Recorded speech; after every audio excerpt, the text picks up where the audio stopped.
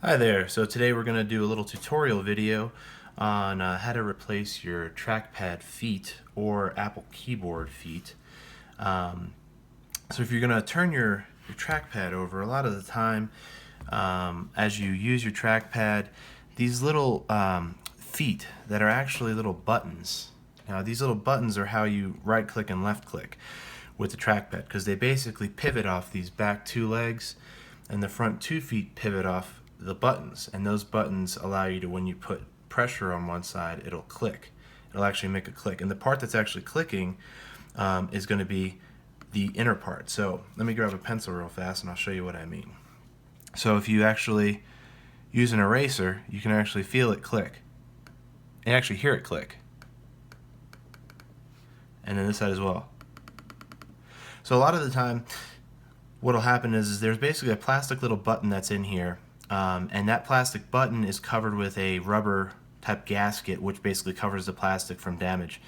And a lot of the time that rubber will get worn out after so many clicks, and the plastic might actually break. So on mine, as you can see, I have the plastic and the rubber removed, because once you get to a certain point, it's better just to take it out, because you're basically clicking on an uneven surface. Because most of the time, the left click will actually wear out faster than the right click. So you have now one with the rubber off, or the plastic's broken underneath, and it's a lopsided surface.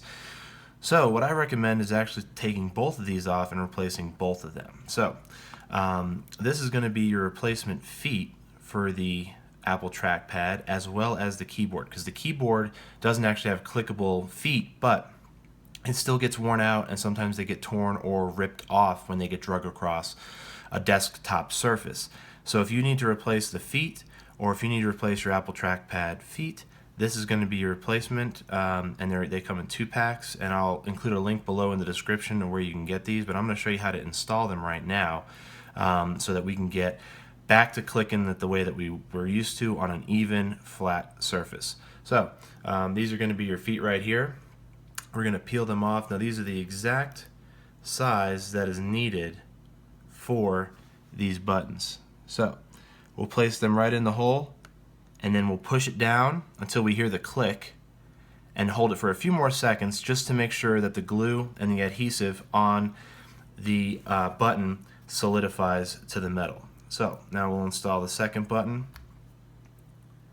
We're just again going to lay it right over the hole, and then push it directly down and hold it down there to make sure that the adhesive sticks to the metal surface. Now once you have both of them set, you can actually hear that it's now a button. So even surface, I'm able to now, you can see that it's even. I'm pressing on it in a different sides and wiggling it, so it's not uneven, and I'm using it on top of a mouse pad. Let's try it directly on a wood surface.